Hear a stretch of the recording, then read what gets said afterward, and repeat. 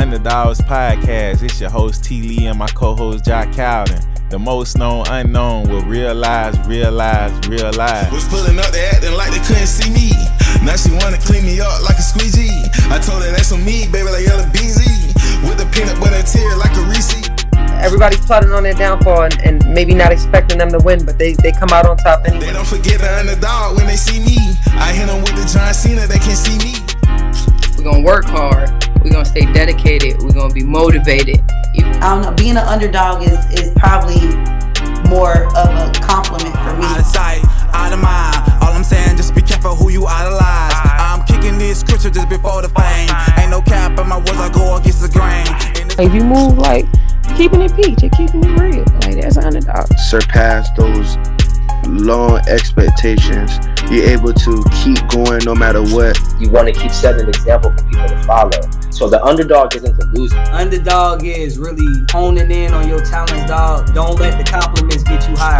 But as an underdog, all you got is you. That's when you at your peers.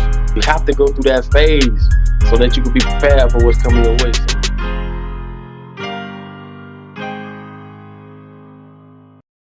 Yo, what it do, good people? Welcome to the Underdog Podcast, man. We back at it again, you feel me? Season 9, man. Over 100 episodes, 100 guests. Y'all already know how we getting down, man.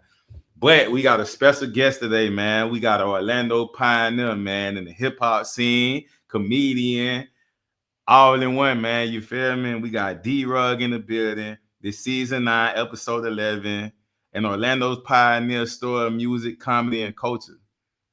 We ain't gonna even play with it. Yo. What going on, brother? What's going on, G? What's happening? Hey, man, coolin', bro. Like I say, man, it's an honor to have you on the platform, man. Welcome to the Underdog. I appreciate y'all having me. Most definitely, man. And first and foremost, man, like if the closest person to you had to introduce you, how would they describe D Rugg? Just wild, crazy, always talking shit. Always high as fuck. You know, big hip hop head, man. They're gonna definitely say I'm a damn walking encyclopedia of hip hop, man. That's all I do, man, is listen to music and make music and shit. Oh yeah, we gonna dive in on that too, man. You feel me? Cause I already done checked the background, man. You've been in the game for a long time, brother. So first we gonna start our reflecting on 2024. Like what lesson did you learn that prepares you for 2025? Definitely, man. Stick to getting your money, man. That's the only thing, man. Just keep going for that money, man. Just stay out the way. You know what I'm saying? Mm-hmm. So how you say 2025 been treating you so far, man? We only got like 4 months left. Like, what have been some of the most memorable moments of this year you can think of? Man, it was like a roller coaster this year, man. I could definitely say my pops dying this last past February, man. That was like one of the most memorable things of this year so far, man. It was definitely my pops dying. Nah, man, I feel that, brother. I know that pain, bro, for real. That hit, man. Condolences on that, brother. Yes, sir. And even speaking on your pops too, man, like, you know, as I'm giving you your flowers right now, you know, give your flowers to your pops too, man, you know, like the impact he had on you, you know. Definitely, man. Shit, you know, he raised me. He taught me how to be a man, you know what I'm saying? He used to go hard on me when I was a jit, you know what I'm saying? But, you know, now that I'm, you know, way older now, all that shit he was lacing me with was game that I needed in life, you know what I'm saying? So, yeah, he definitely stepped up and raised me to be a nice man. Most definitely, man. Shout out to Pops for that, for real. You know what I mean? Cause I already know you gave the game, you feel me? Cause like you come from a certain era, certain cloud, cause times done changed, boy, for real. So as you look ahead to 2020, super changed. I'm telling you, it's like it's diluted a little bit. You feel me? We're gonna jump into that too, cause bro, it feel like life been watered down, bro. For real. It's like the man. So as we look to 2026, like what's your game plan too? You feel me? Like how you view the New Year's resolution, you feel me? Like I feel like it gotta be something already you've been cooking up. You feel me? It ain't just when January 1st hit.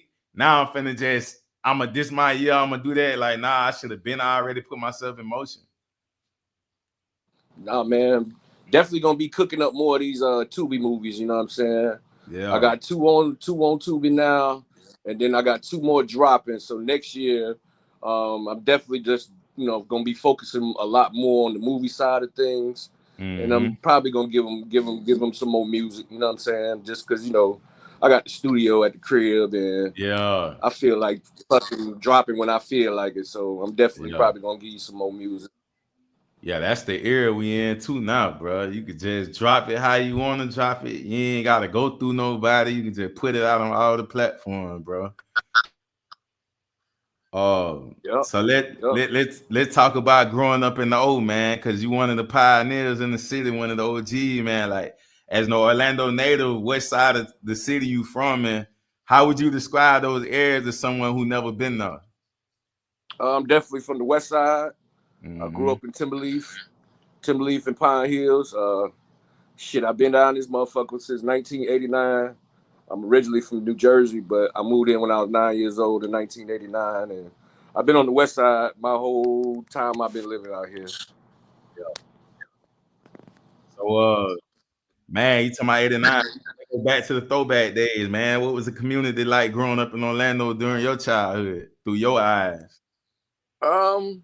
It was definitely a lot different. A lot of dope, you know what I'm saying? A lot of booty music, you know what I'm saying? Like when I first moved here, we was in the bass and booty music, you know what I'm saying? Everybody liked to party, you know what I'm saying? It was way more, everybody liked to go to the club. Like, it wasn't nothing to go see a gangster ass nigga in the club dancing, you know what I'm saying? It was way more interactive. Like, it ain't like how now, you know what I'm saying? All the hoods hung out. It wasn't really no beef and shit like that, you know what I mean? But definitely, we liked the party back then. Yeah. Nah, I feel that, man. Especially like, back then it was like, you had Lake Lona Dune. Like, I grew up out there and stuff, so it's like the community was so much different, bro. It was like everybody was a little bit more together, Yeah, definitely. So if anybody, could properly describe Orlando, like with you being the one that's been around and seen so many different phases, like how would you paint the picture of the city like then versus now? Back then, everything, it wasn't so, like right now, Orlando is like a city now, you know what I'm saying? Yeah. Like when I first moved here, it was still kind of slow a little bit, you know what I'm saying? But at the same time, I watched it grow, you know what I'm saying? So when I got here, it was kind of laid back a little bit versus now where it's just, skyscrapers and shit and big highways now, you know what I'm saying? It done grew since I've been here. Yeah, for sure. Nah, for real, man. I was just so shocked when I came back home and seeing how they built the highway over downtown, and you got to kind of like a roller coaster dip down in downtown. Yeah. So then let's touch on it. It look crazy though, don't it? Yeah, for real. For real. It make it look like it's gonna be turning into LA or something. It's getting there. Yeah, nah, facts. So let's talk about the music, man. When did music first come into your life? Around what age? And when did you realize it was something you wanted to pursue? Because I noticed I seen it in that thing you posted, that throwback when you was in 5th grade, when you was already manifesting like you gonna be a rapper and everything. You was rhyming in it, like that was a gift from the beginning. Scene, like. Yeah, I always was into hip hop since I was like 4 years old. Yeah. By the time I was like 5, I knew I was gonna be a rapper. Like that was just something I wanted to do because I seen LL Cool J, and I was like, damn, I want to do that. Like, you know what I'm saying? I want that kind of attention. You know what I'm saying? So I don't know how I started rapping, but I listened to rap so much because like when I first started rapping when I was a kid, I used to like imitate a lot of, like, I'm a good imitator. That's where the comedian side come in for me. So I used to imitate my favorite rappers, you know what I'm saying? So I imitated like LL Cool J, Too Short, who else I used to do? Eazy-E, you know what I'm saying? So I used to do shit like that, but I used to put my own words to them. And I just always told myself, like, man, I'm gonna be a rapper. Like I told myself this since kindergarten. Yeah. Nah, for real. That what's up, man. Like, speaking of your biggest influences around that time, man, like, who would you say is your top? I say your top 3 artists, bro, all time that you would put up there. And Oh like, why shit, would you put definitely. them there? Snoop Dogg is my favorite rapper. Okay, Too man. Short is another one of my favorite rappers, and Tupac. Yeah. Yeah, that's a mean lineup right there, too. Too Short and Tupac and Snoop. Yeah. Yeah, man. I'm a big Snoop Dogg fan. Yeah. Nah, for real. That Doggy Style was crazy. It's my favorite album in the whole world, man. I done bought that motherfucker about 20 times throughout the last 30 years. Telling you, bro. Matter of fact, I got the vinyl for that motherfucker right here. Yeah. Oh yeah, you know it. Yeah, for real. Them vinyl, that throwback for real, man. Cassette tapes and all. Yeah. I love that album, bro. Like to this day, I love this album. Love that album. That's a classic, man. Like music ain't getting made like that no more. Make you Nope, want to go not at all. get it again and make you want to, you know what I mean? Like it just be like, all right, play it a couple times, whatever, and it's shorter. It's way shorter than what it used to be too. Yeah, it's that microwave like, music now, man. Man, like you can't. It's like can't last that long. Cause man, if I put on some old No Limit of Cash Money, I'm gonna let the whole song go. Like I'm gonna let the whole album slide. Real talk. So now you gotta make a playlist for shit now. Yeah, for real. So what's your creative process like when you sit down and make music? Like what's your ritual? How you get down with it? Well, back in the days, I used to write. You know what I'm saying? I used to, we used to drink 8-Ball Old English and smoke some of that old Reggie Miller weed back in the days. You know what I'm saying? And I used to write, but now I don't write shit no more. So, man, basically it's just me rolling up. You know what I'm saying? I roll me up a couple J's. I'll probably be drinking me a little Stella beers, and I just get to it, man. Going off how you feel, not for real. So when you first started doing music, what was the business side like, and what was going on in Orlando at the time, like from the recording spots to the artists getting active in the city too? Shit, man. When I first started like professionally rapping, man, it was a way different vibe. Like we used to record on shits called ADATs. It used to be these big ass tapes, look like VCR tapes, and you stick them in and you record. But I had the privilege, me and my partner, we had the privilege of we didn't have to go to big studios because we, our mom kept us off the street. So she bought, between his mama and my mama, they bought us studio equipment to keep us, out the street. So shit, by the time I was in 10th grade, I had my own album out. You know what I'm saying? I was passing out tapes. I had like a whole tape out with all original beats. You know what I'm saying? Like in 10th grade. That's hard. And then when you hustling like that, man, that's the old day. What with hand-to-hand sales, you feel me? Hell yeah, man. Bro, I used to make so much money off them. Like matter of fact, the album that I just dropped for my birthday, that shit 25 years. Yeah. Yo, I made so much money off that album. Like it's ridiculous because at the time we was thinking of something different. You know what I mean? We were just taking donations for album. You know what I mean? We didn't have no set price. Just give me something more than $1, like $1 or more. You know what I'm saying? So we sold so many of them albums that it's crazy because, like I said, we had a one-stop shop back then in '99.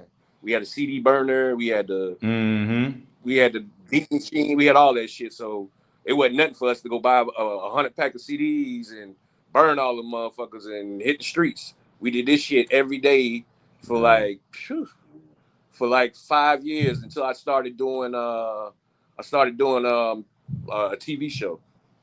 Yeah, that profit in pocket too, man.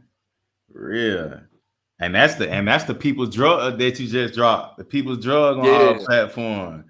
Then we got man, the first time it was on a platform, man. It's like a hood classic, man. That's the album that got me started. That Left Lane, Right Lane song.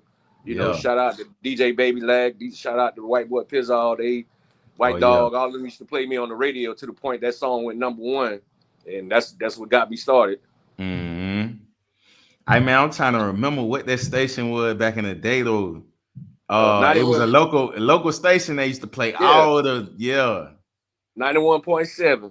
Yeah, and it was up there. Watch the Shores too. It was the one over there in the CD shop, I think. Yeah. Mm-hmm.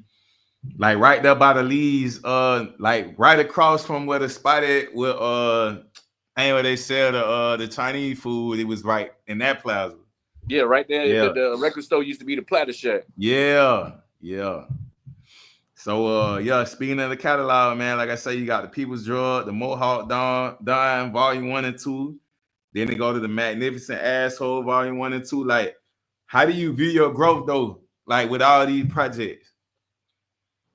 I don't look at myself like a growth. Like I always, like when I first started rapping, I was always myself. You know what I'm saying? I ain't had to make no gangster shit. You know what I'm saying? That wasn't me. I used to like to make people laugh, and I like to make the whole shake their ass. So I kind of like, you know, I kind of like follow behind Snoop and Too Short. You know what I'm saying? Because you know, look at them guys, look short, 60 years old, been doing the same shit since 1980. You know what I'm saying? Yeah. And it still sound good. Same thing with Snoop. So basically, I just do that shit now. The only thing that changed is the beats. You know what I'm saying?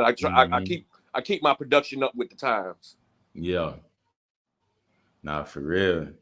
And for somebody that's new to like listening to your music, like what 3 songs should they listen to first to really understand who you are as an artist?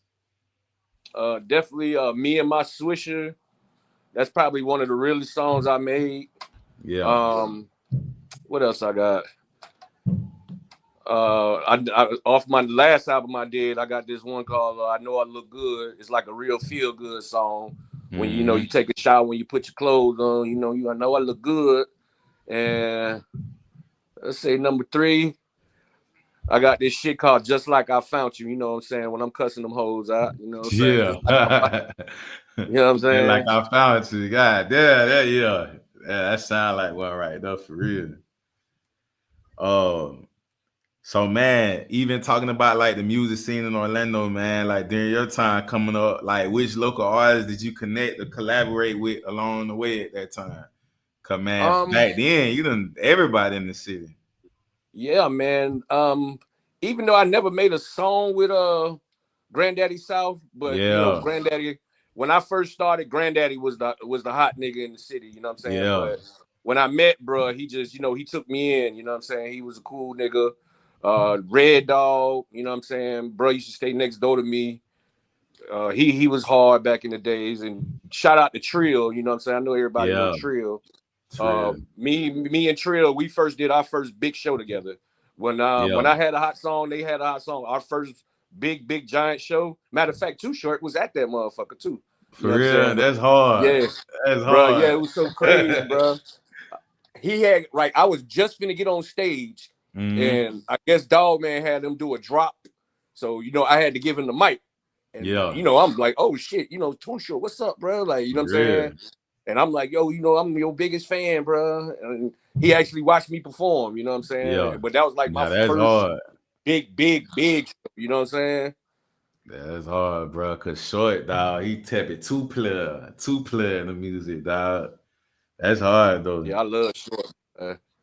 So from your experience, man, whether it's selling tapes and CDs, you know, hand in hand, hanging the posters, times like that, you feel me? Like, you know, navigating social media and streaming, like what game could you give a younger artist, like, you know, adapting to this business side though, you know, like, cause it's changed. You be money on demand. Now it's like I gotta cut that bit.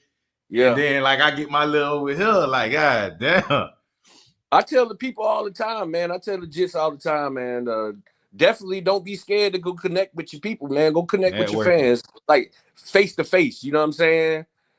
The internet shit is cool. You know what I'm saying?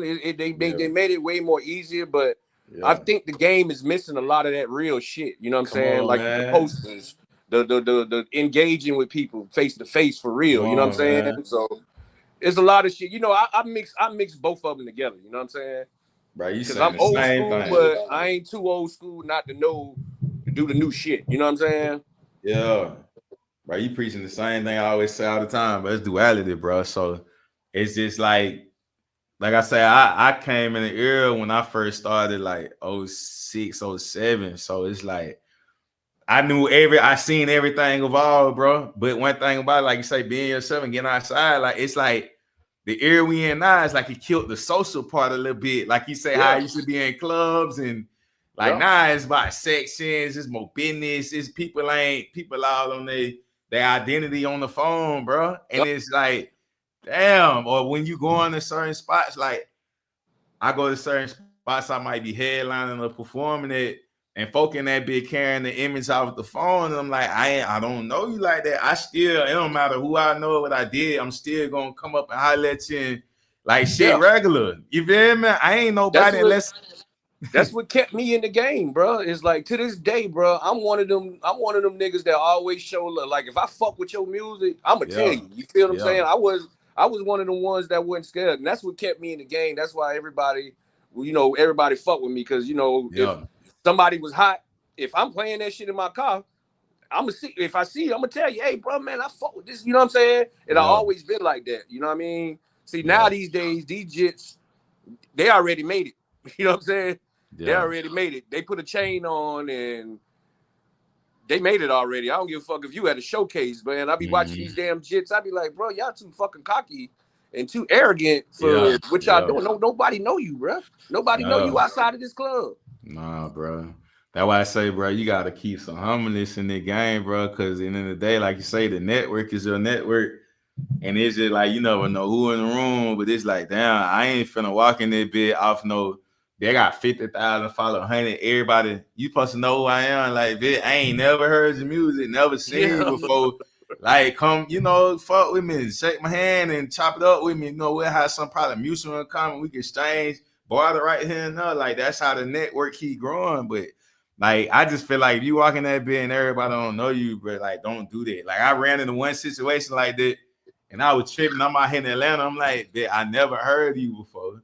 You say you got a song with so-and-so, I know that you can buy verses and then still never heard of it. It's just like, bro, it just blowed me, bro, how I really seen in person how the internet made people start moving and acting, bro. I'm just like, man, this shit crazy, bro. Yeah, like, bro, I don't even believe in all that following shit, because, man, half of these niggas, I be like, bro, them niggas bought them damn followers. I said, if you look at their damn videos, bro, they got 100,000 goddamn fucking followers, but their video probably got 200 views. You know what I'm saying? Yeah, bro, it's a crazy game. Crazy game. Even with the music streams too, bro. It's digital, bro. Who's to say digital? The only thing that show real is when, like you say, you go somewhere and your fans really or people, you know what I'm saying? Like, it's just like, bro, it killed the social skills, bro. Like, it's like put the phone down or something, dog. This shit get crazy. Yeah, I definitely agree, man. Put that goddamn phone down and talk. Yeah, bro. Get outside, man. For real. Like, bro, it's getting crazy because the metaverse and all that, bro. It's trying to take the mind, boy. It's trying to do it. This generation is cooked, boy. Like, boy, the kids don't even know what it feel like to fall off the bicycle and scrape their knee, bro. It's crazy, not like no phone. To me, if you ask me, man, he just fucked the game. Like, the game fucked up, bro. Like, niggas ain't making money no fucking more. Because they ain't even, dog, these niggas ain't worried about the money. They worried about who following them. And they, like, these motherfuckers, man, I was just watching Scarface on Shay Shay, Club Shay Shay. Yeah. Club Shay Shay, Shay Shay asked Scarface, like, damn, you ain't gonna do no more music? Yeah. And he broke it down why he wouldn't do no more music. Because he was like, man, I spend so much money making my music. I gotta pay the producer. I gotta pay to mix it down. I gotta pay my band members. Just for y'all motherfuckers to sell my shit for a penny on the penny. Man, bro. That shit messed the game up though, dog. Cause you talking to an OG that came from when you come from the hard copy and the fit, it hit different, bro. Cause it's even YouTube, we sitting on here, you gotta get so many views just to start seeing a little money come back. And they're like, bro, what going on, bro? Yeah, I think they said 1 million streams equal $4,000. Bro. That's crazy. Man, versus CD back then. The independent hustler, you probably was selling them the $5 to $10. And commercial was probably about $20 a pop on the CD, bro. Yep. I don't understand it, man. I mean, it's like a good thing and a bad thing. It's a good thing because I can listen to whatever the fuck I want to listen to at any given moment in time. You know what I'm saying? But it took away the things that I love about hip hop. I miss going to the record store. Come on, bro. That's an open up some intimate shit. thing. You know what I'm saying? Putting my money on and trying a nigga album out I ain't never heard before. You know what I mean? Opening up a CD and looking at the credits and shit. I miss all that shit. Bro, the album cover, bro. Every time No Limit, I was a jit, but when my brother had them, bro, I was looking all in there. What album coming out? Looking at it was a lot more put into it, bro. Even the videos kind of went because like I say, the labels ain't spending them budgets back then. Like we go back and look at Busta Rhymes videos or look at like, bro, it was actually more put into it, bro. Then let's not talk about the performing, bro. Cause like the Source Awards and all, bro, that was real live rapping, bro. When no lip singing, I was watching. I said, "Damn, the award show was different." Cause I actually heard them rapping their lyrics, bro. Like that shit crazy now, man. Niggas be doing karaoke now, man. That shit wild as fuck, man. And not even magazines. You know what I'm saying? I miss magazines. Vibe magazine, bro. Yeah, Vibe, Source, XXL. I miss that shit. Mm-hmm. We don't know. I think they forcing niggas on us now. You know what I'm saying? Yeah, man. I mean, even what's your personal opinion about the gimmicks like behind all this stuff now? It don't look like it's really about the music no more all the way. Now it's gimmicky, bro, or images. You feel me? Like, what can I make look good? And I even seen where the labels actually build the artists when they ain't truly, they just push a certain image out there, bro. I think the white folks made it like that, bro, because of hip hop. Because you got to think, man, niggas made a lot of fucking money off of hip hop. Hip hop turned some niggas to billionaires. You know what I'm saying? So them white folks had to do something to be like, all right, fuck this shit. These niggas getting too rich. We got to figure this shit out, put a cap on these niggas. You know what I'm saying? They brung out them 360 deals. They start streaming. And because right now, bro, them record labels get all your money now. They get your touring money. They get your merchandise. They get your album sales. That's why all these motherfuckers do other shit now. Motherfuckers doing OnlyFans now. And, you know what I'm saying? And motherfuckers got different. They got to get multiple hustles to get money. You know what I'm saying? Because the music scene is dead. Because it be real. If you really just making money off music, you should only be doing music and that should be it. Or you should be able to get up out the game if it's that sweet like that. But it's like you say, it's so many other avenues and multiple streams you got to do to make that one where if you would have just really did a tour and get your money, you could have just did a couple tours. But you got to keep putting kind of put your foot in everything, bro. I be saying what be going on, dog. I just don't like the fact that when you signing these deals and just like back in the day, it's plain and simple business. They got to recoup everything they done invested in you first before you start making anything, bro.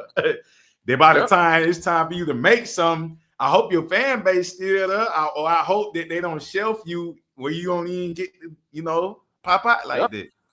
Boy, when you sign a deal now, you automatically in debt. Automatic, off a rip. Yeah. And the crazy shit is they giving you a budget for your image. Yeah. They don't give a fuck about your music. They gonna put the grill in your mouth. They gonna put the chain around your neck. Mm-hmm. They gonna give you loose bills, so you can Kodak spread them on your arm. The next thing you know, man, when your motherfucking album drop, bitch, you in the red. Don't even know why. I'm telling you, bro. We done did so many trips in between here and just enjoying life, man. Now it's time to do the business and the shit just, man. Crazy, bro. So, man, let's talk about the comedy too, bro. At what point did you decide to add the comedy into your arsenal, bro? Like, what sparked that move? That's something I always wanted to be when I was a kid too. You know what I'm saying? It was three things I wanted to do when I was a kid. Yeah. I wanted to be a rapper, a comedian, or a wrestler. Wrestling, I already knew that shit was out the window. You know what I'm saying? I was too small for that shit. But comedy, I always was a class clown. I was the nigga in school that cut the fucking food every fucking day.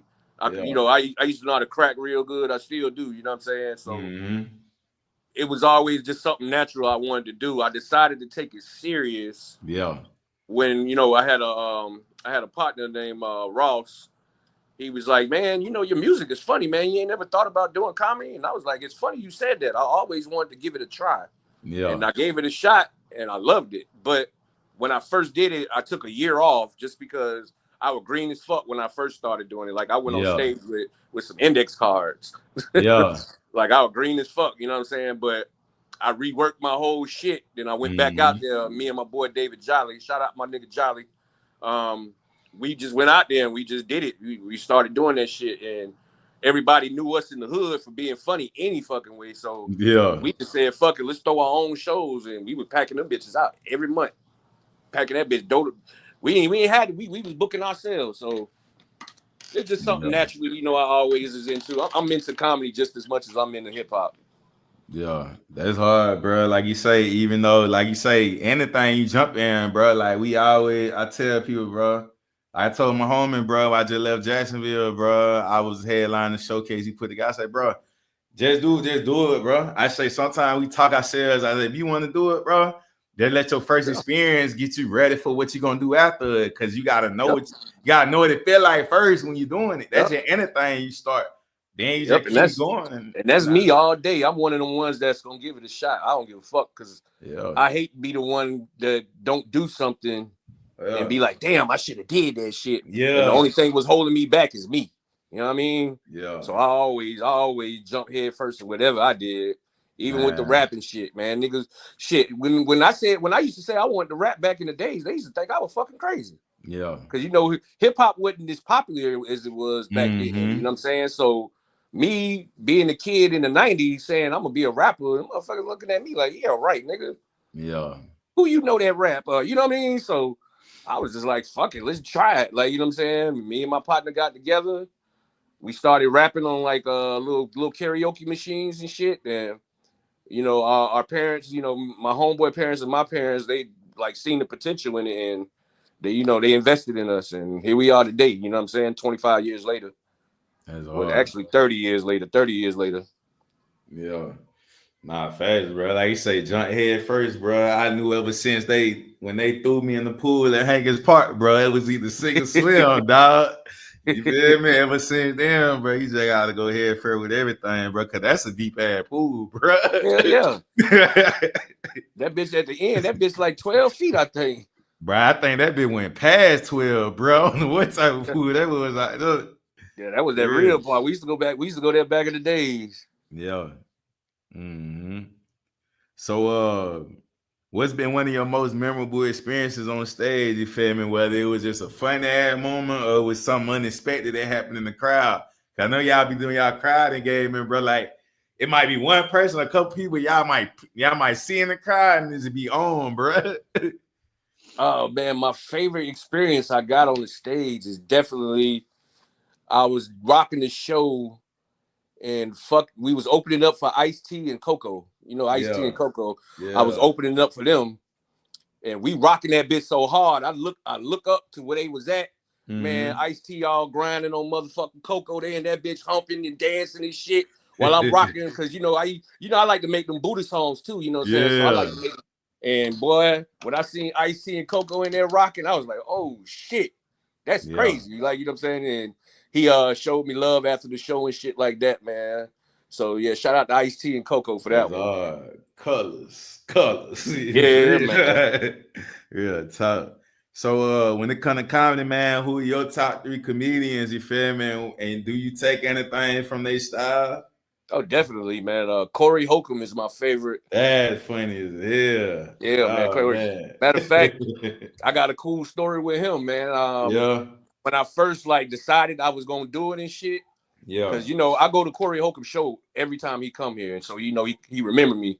So one time I had seen him, and I was like, "Look, bro, I'm gonna start getting on that motherfucking stage, man." He was like, "Man, get your ass up there. Don't be scared. Get up there, and do your thing, man." He said, "You gonna be all right, bro." So I started doing that shit because you know Corey Holcomb, but. My favorites is Corey Holcomb, Eddie Murphy. Eddie is who got me wanting to do this shit. You know what I'm saying? And I got to go with my dog Kevin Hart, man. I like Kevin Hart, man. A lot of motherfuckers don't like Kevin Hart, but I fuck with Kevin Hart. Yeah, dog, that's a mean line, though, especially Corey, dog. I had to start watching his podcast a while back, bro. He be on that tripping. But he one of the one, bro. He don't give a damn about the industry, bro. He gonna say what he want to say, bro. And that's me. It. Yeah. That's me. Good Like talk. my whole comedy style comes from Corey Holcomb. Like that. Yeah. Don't give a fuck, dark ass. Yeah. Shit. That's me all day. Yeah.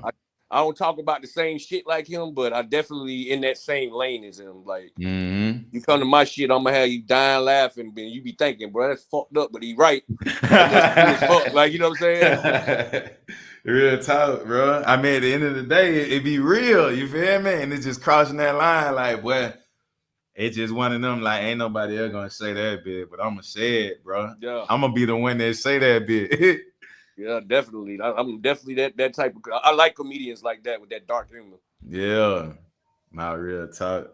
So, also, man, you starting in the podcasting with the Goulash Show and the Arrogant Asshole podcast. Like, how did those ideas come about? And you know, what can people expect from them shows?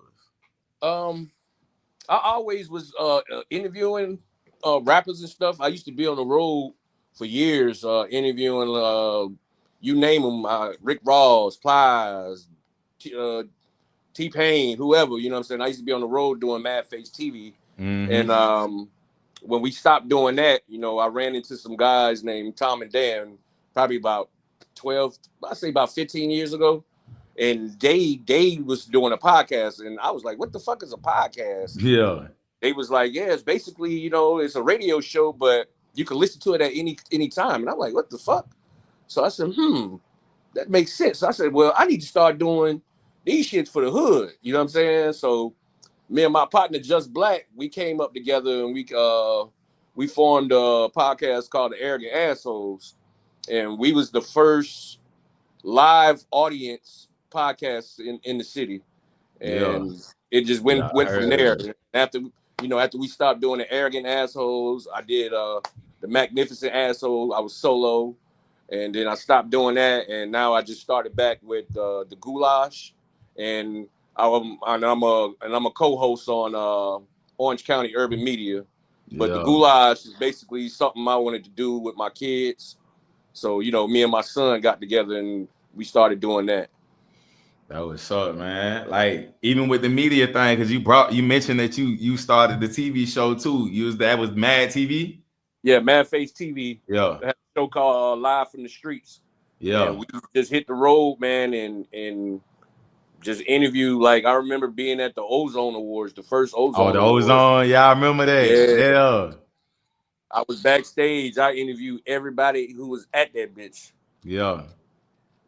And 2 Chainz, goddamn Pimp C, shit, fucking David Banner, Pastor Troy, everybody who was at that bitch, you know what I'm saying? I interviewed them. So we end up being one of the media groups for Ozone magazine. So I did both of the ones they did in Florida.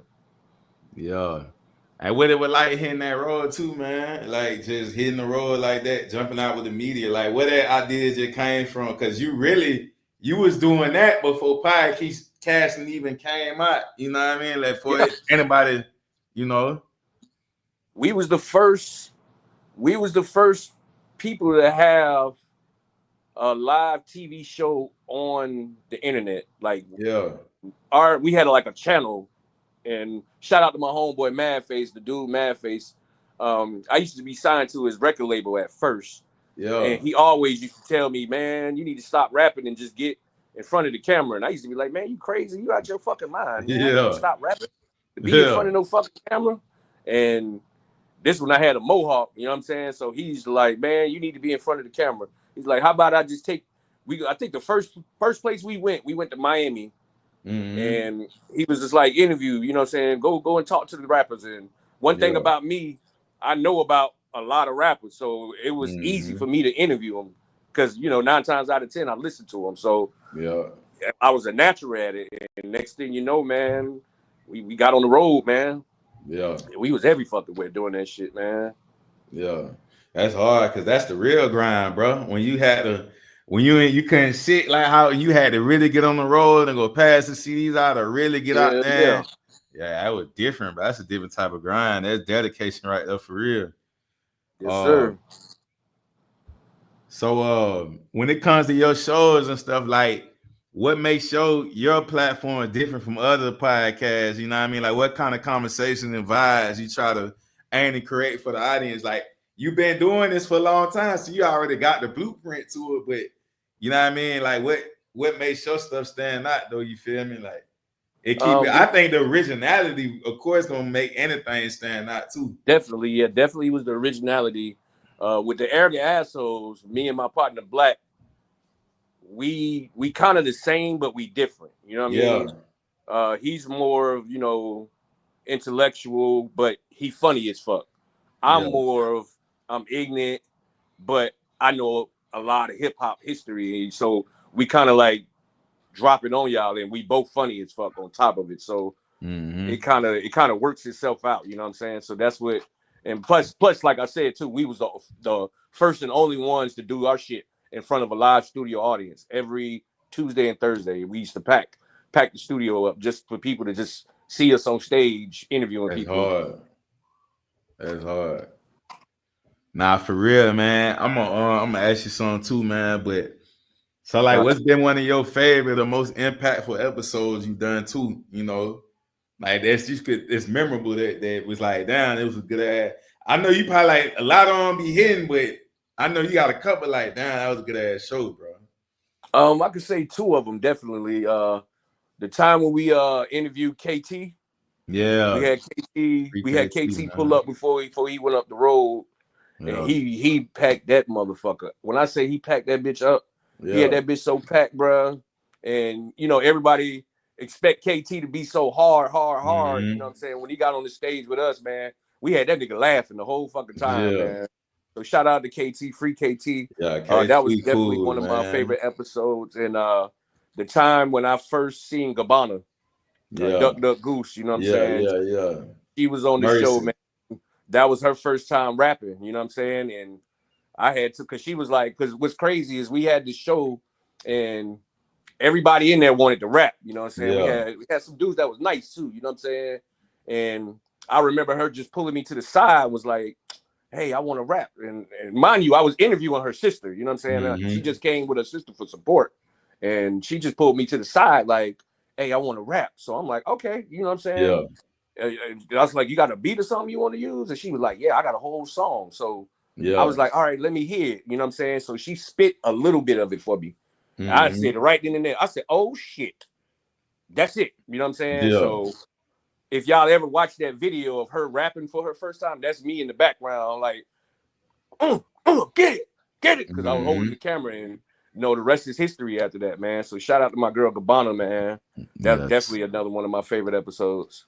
Yeah, shout out to Mercy, man. So you know, Brick Girls. As a matter of fact, and then another one who the Brick Girls came in, jumped the nigga one time on the show. Damn. Shout out to my nigga Smoke, man. My nigga Smoke, man. He was talking crazy about one of the girls, and the Brick Girls came in there and got him. Man, bro, they came like he had a hit on them, boy. Yeah, man, they definitely did, man. But it was all fun and games. They cool, man. But shout out to Gabbana, man. That's my girl for life, there, man. Yeah, that what's up, man. West Orlando. So, man, my question to you, man, I ain't even prepared this type of question, but like, I'm gonna ask you because you're OG in the game, bro. You been doing all this before social media and the internet really jumped off. You feel me? Being a pioneer with it, man. Like, I always tell people, bro, I never jumped in this to really.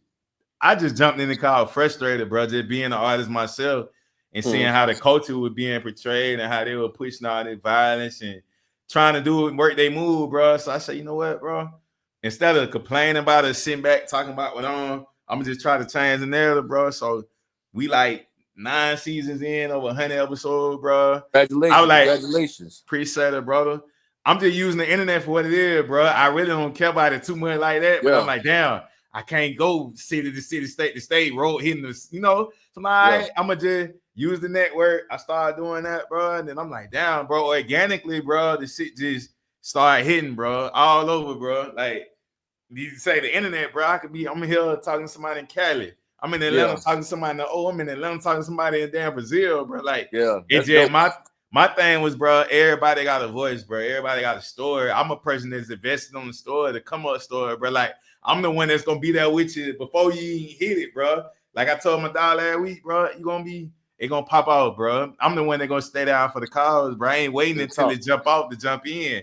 I'm already be a part of the recipe, bro. You feel me? Like you here already. Yeah, bro. So, but that was my thing, bro. I'm like, so I don't know what I'm still going on this journey. I don't know what going, but it's bringing a lot of connections. And like I'm looking at it like, bro, I'm just gonna keep building my connections, my network.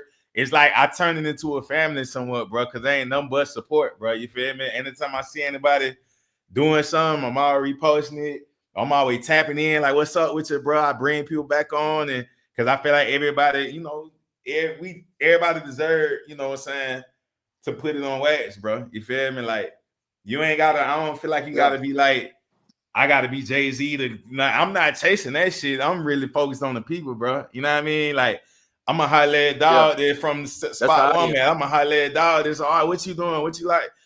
Everybody, bro. They ain't just rappers, and it started off with just, but it's everybody, bro. Entrepreneurs, chefs, cooks, like everybody doing something, bro. I say if you doing something, that motion, bro. Like, it ain't gotta be no big. If you working towards something, that's motion.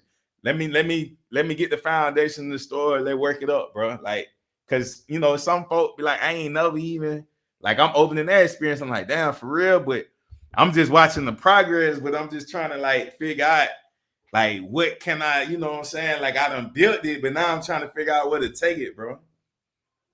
You can't take it nowhere but up, you know what I'm saying? Yeah. The main thing is just stick to do it. Like, if it ain't broke, don't fix it, bro. Yeah, like, right. Stick to it, bro. Like, you know what I'm saying? That's all you can do at this point is up, go up. You know what I'm saying? That moment you stop, that's when shit fall off. I don't even, bro. I don't got it in me, bro. The music been going. The music was the first thing that made me apply that same recipe to everything else I do, bro. Like, once you in it and you keep working on it and keep seeing the progress, I done seen like certain things that came from this podcast. I didn't even know that it came with it, bro. But like, so organically, bro, I'm just watching how God move and build them connections. So I'm just like you said, if it ain't broke, don't try to fix that bit. You know what I mean? So it's they gonna play itself out, bro. I just gotta keep doing my part.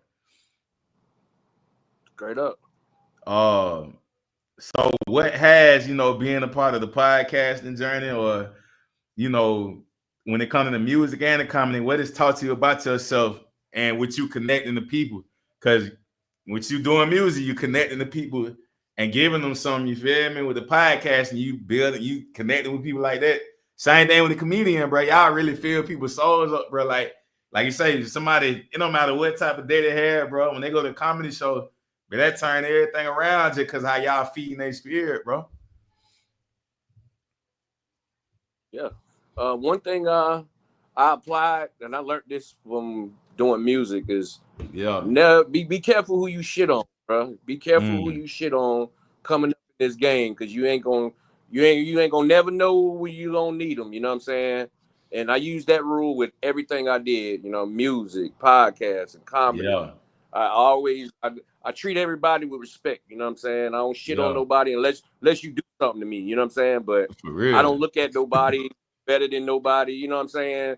And I always kept that. That's what kept me solid in this game. Is, man, be careful who you shit on, bro. Yeah. Nah, for real, bro. Cause man, you said a lot. Cause boy, I know I'm on the back.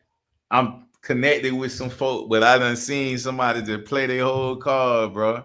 It's to the point, bro.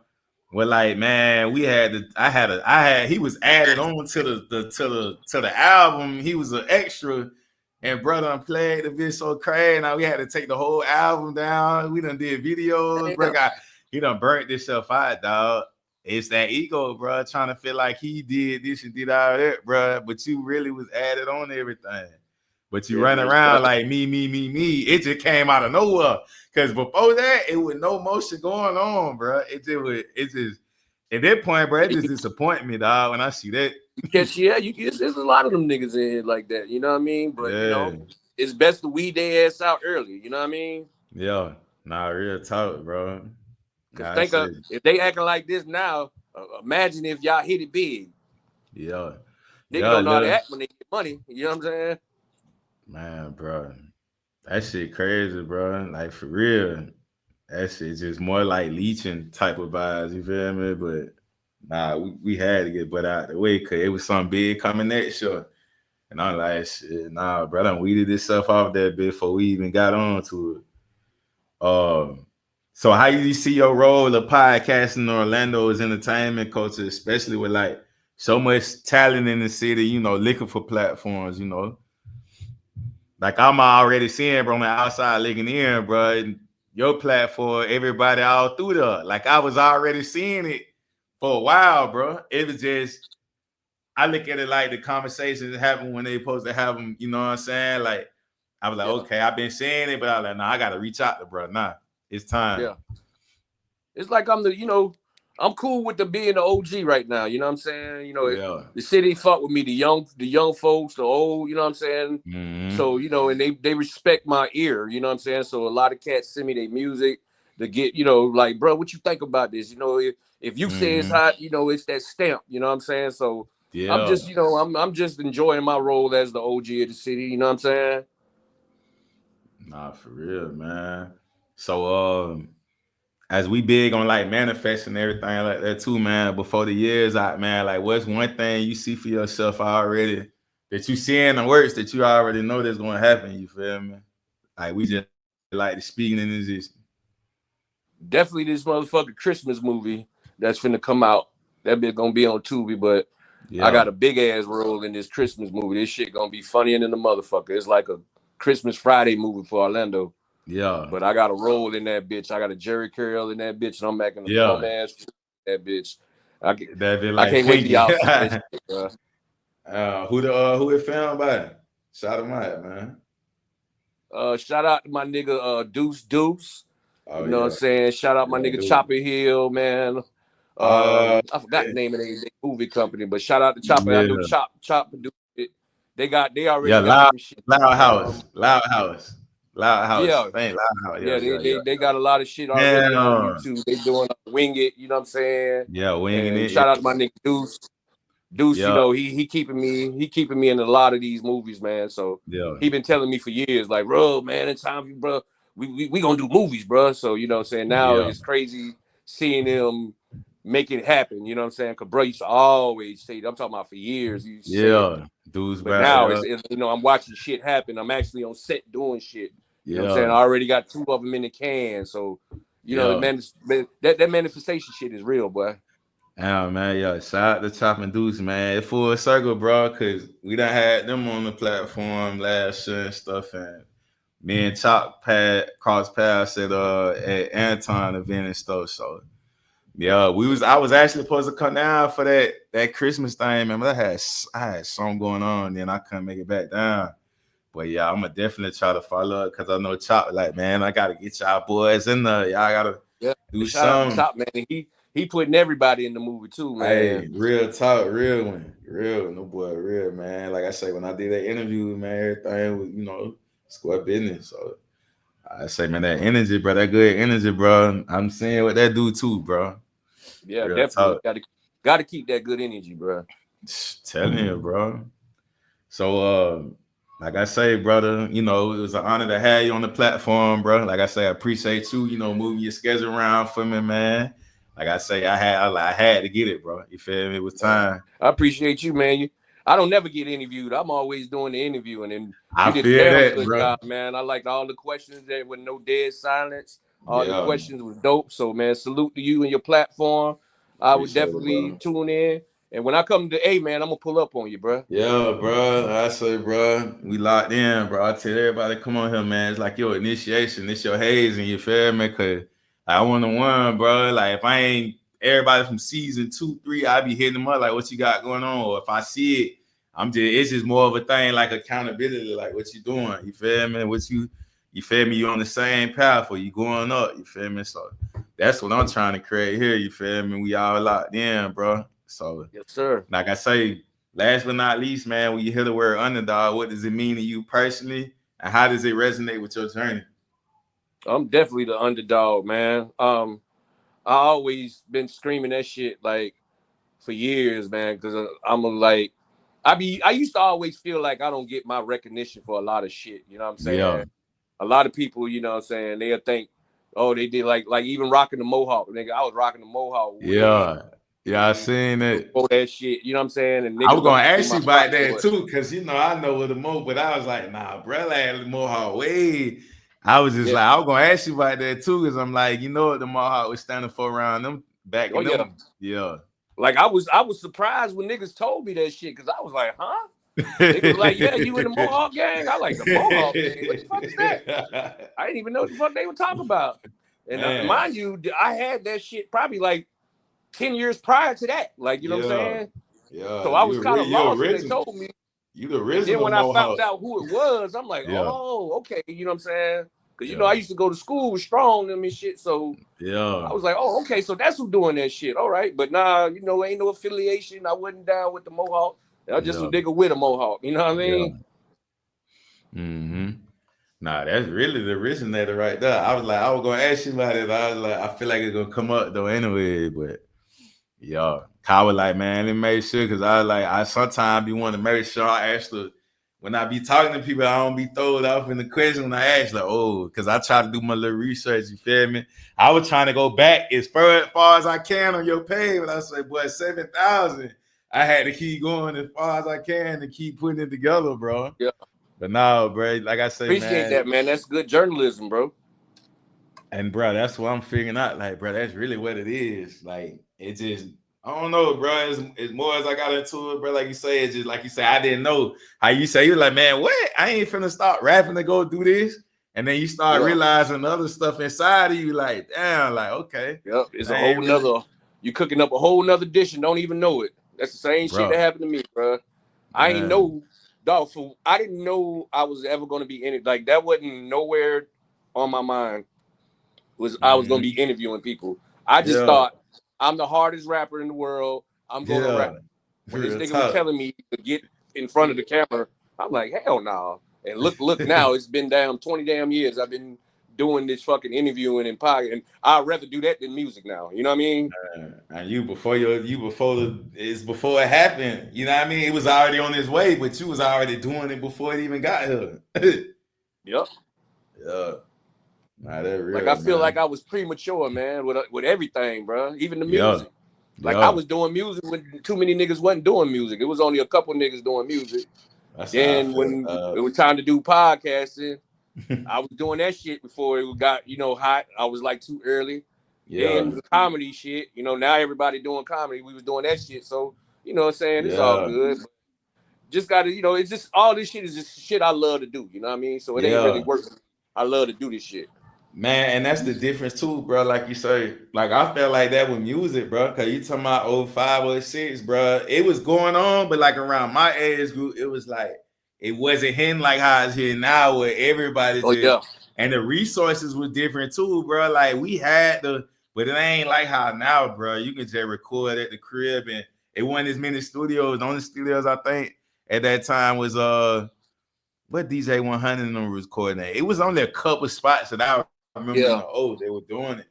But that's how I felt, bro. But like you say, when you genuinely been already on the wave, bro, it ain't nothing new to you. Like you already know how to handle the currents, you know how to handle the ups and downs, you know what come with it. Like, bro. So like you say, it's just natural. Like it don't matter what type of way it go, you still gonna do it because you love to do it, And that's what I tell the motherfuckers. Y'all want to take any advice from me, always put your love in the shit first. Like if y'all gonna start rapping and shit, make sure you love this shit first, man. Because if you don't jump in this shit thinking you're gonna get a quick little meal ticket or something, it ain't gonna work like that. You're gonna be very disappointed. You know what I'm saying? So love this shit, man, while you doing it, yeah? Man, real talk, man. Hey, brother, I appreciate you coming on here, man. Y'all heard it here. You feel me? Season 9, episode 11. D Rugg in Orlando, pioneer store of music, comedy, and culture, man. Like I told you, we was gonna do 10 seasons, man. Right now we on episode 11, so I just need 10 more. We're gonna seal the deal with it, man. But like I say, I appreciate you, D Rugg, for tapping in, man. Like I say, I'm gonna definitely be hitting you up and chopping it up with you some more, man. Like I say, we gonna be locked in. Definitely. So yeah, Definitely, appreciate man. it. I appreciate you, dog. Most definitely, brother. Run that outro, man. Right, we got Modella. One. Yep. Gold mouth, rabbit on my teeth, I got carrots. Open up her mouth and she got vocals sound like Janet. Marble on the floors, but the kitchen kinda granted. Lean color perk, you would think it's pomegranate. I see flying saucers finna roll another planet.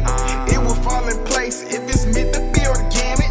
I got crazy lingo, you would think I'm speaking Spanish. I'm something like a pie, never leave without the cannon. I'm enlightened, check, I got stones around my neck. If you pay attention, I teach her how to earn respect. I walk around with a tag like I'm mad at the rail.